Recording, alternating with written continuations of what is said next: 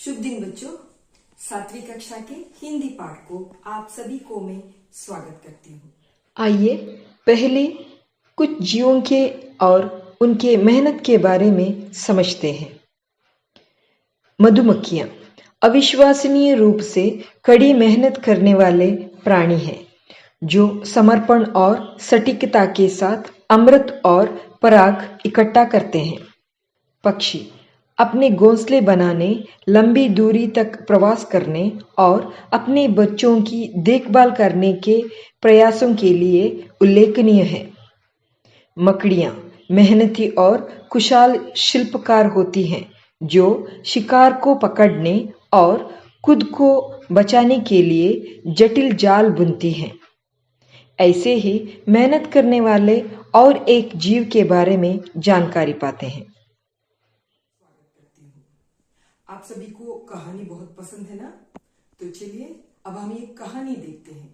शीर्षक है जिसकी मेहनत उसकी जीत।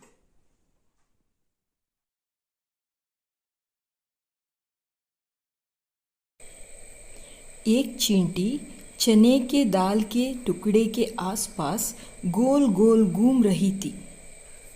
टीलू ने पूछा, चींटी रानी, यह क्या कर रही हो? मैं इस दाल को अपने बिल तक ले जाना चाहती हूँ। कहकर चींटी नाचने लगी। मैं तुम्हारे बिल तक पहुँचा दूँ? टीलू ने हमदर्दी से पूछा। चींटी बोली, नहीं, मैं इसे खुद ले जाऊंगी। अगर तुम इसे ना ले जा सकी तो क्या करोगी? टीलू ने धीरे से पूछा। विश्वास के साथ चींटी ने कहा, कोशिश करने पर मैं हारूंगी नहीं। तुम इतनी मेहनत करोगी? टीलू ने फिर पूछा। इस बार चींटी को गुस्सा आ गया। वह बोली, मेहनत से काम करना बहुत अच्छी बात है। चलो, अब तुम मुझे काम करने दो। टीलू वहां से चुपचाप हट गया।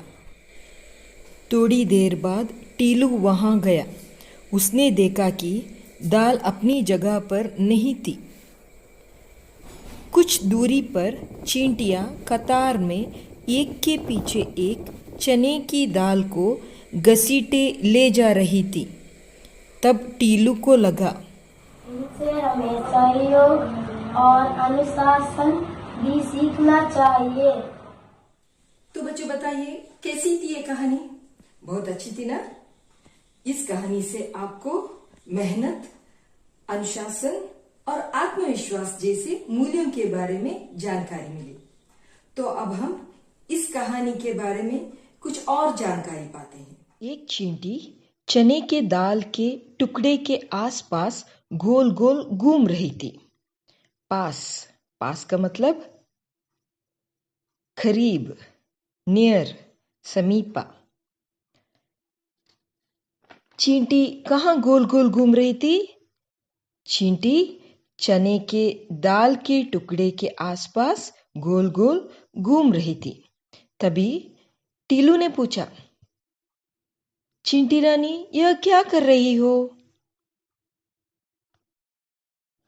तभी चींटी बोली, मैं इस दाल को अपने बिल तक ले जाना चाहती हूँ। बिल का मतलब चींटी का निवास, घर, जहाँ चींटी रहती है। अंग्रेजी में इसको होल कहते हैं, बिल को, और कन्नड़ा में रंध्रा। जाना का विलोमार्थ शब्द क्या होता है? आना। ये कहकर चींटी नाचने लगी, खुशी से नाचने लगी। मैं तुम्हारे बिल तक पहुंचा दूं? टीलू ने हमदर्दी से पूछा। हमदर्दी का मतलब क्या है? सहानुभूति। कन्नड़ा में सहानुभूति कहते हैं और हिंदी में भी सहानुभूति कहते हैं। अंग्रेजी में सिंपैथी कहते हैं। चींटी के प्रति हमदर्दी किसने दिखाई? चींटी के प्रति हमदर्दी टीलू ने दिखाई। Very good. चींटी बोली, नहीं, मैं इसे खुद ले जाऊंगी। खुद, खुद का मतलब क्या है? स्वयं। कन्नड़ा में भी स्वयं ही कहते हैं, अंग्रेजी में itself कहते हैं। तभी टीलू ने धीरे से पूछा, अगर तुम इसे ना ले जा सकी तो क्या करोगी? विश्वास के साथ चींटी ने कहा, कोशिश करने पर मैं हारूंगी नहीं। विश्वास, विश्वास का मतलब क्या है? भरोसा, फेथ। कन्नड़ा में विश्वासा ही कहते हैं। कोशिश का मतलब क्या है? कोशिश का मतलब प्रयत्न, प्रयास। कन्नड़ा में प्रयत्न ही कहते हैं और अंग्रेजी में एफर्ट कहते हैं। हारूंगी, हारना, हारने का मतलब क्या है? हारना, पराजय होना।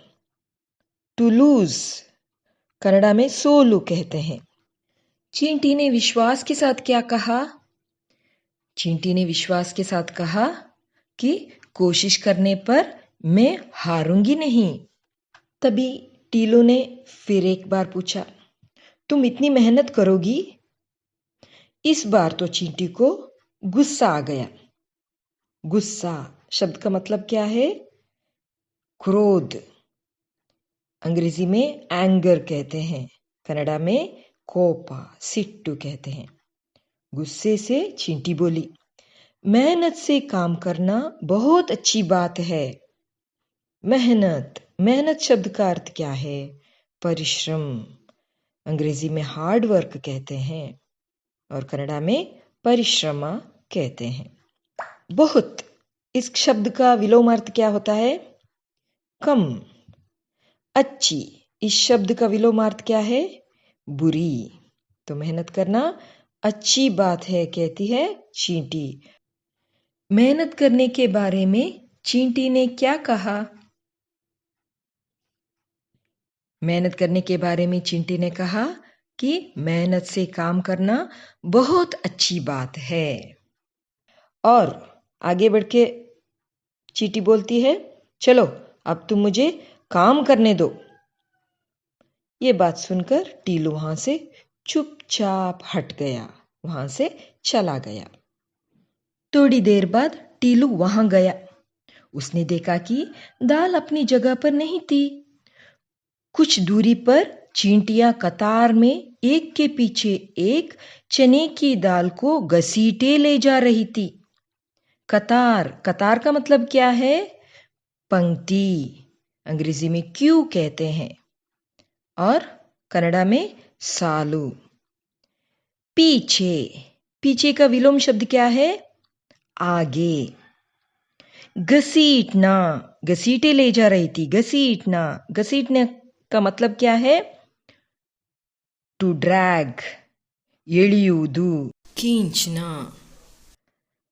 तब टीलू को लगा, इनसे हमें सहयोग और अनुशासन भी सीखना चाहिए। सहयोग, सहयोग का मतलब क्या है? मिलकर काम करना।